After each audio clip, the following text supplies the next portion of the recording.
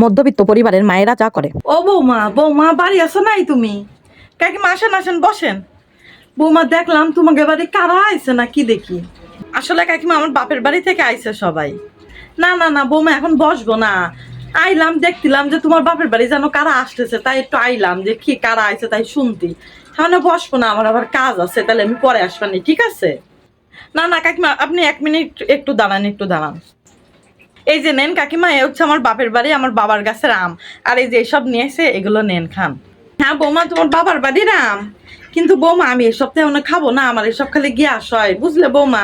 তার সাথে একটা কাজ করি, আমার মাই আবার আম টাম খাতে পছন্দ করে, তোমার আমি একটু পরে বাটিটা দিয়ে যাবানি, ঠিক আছে? আচ্ছা ঠিক আছে, সমস্যা নাই, পরে দিয়ে গেলে হচ্ছে, পরে দিয়ে যাবেন, সমস্যা নাই। আচ্ছা আচ্ছা ঠিক আছে। আচ্ছা ঠিক আছে কাকিমা, আবার আসবেন। এই দেখে মা তোর জন্য কত কিছু নিয়ে আইছি, এই নে খা। হ্যাঁ আমার জন্য নিয়ে আইছো? মা কোন জায়গাতে নিয়ে আইছো?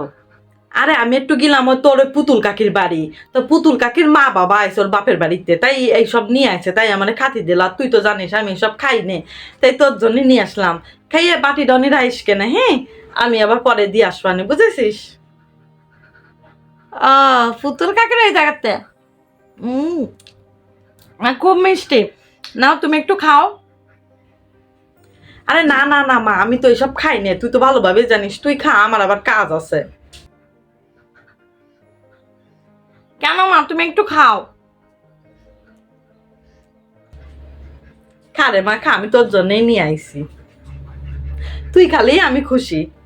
আচ্ছা মা ঠিক আছে, তুমি তাহলে খাবে না? খা খা। ঠিক আছে মা।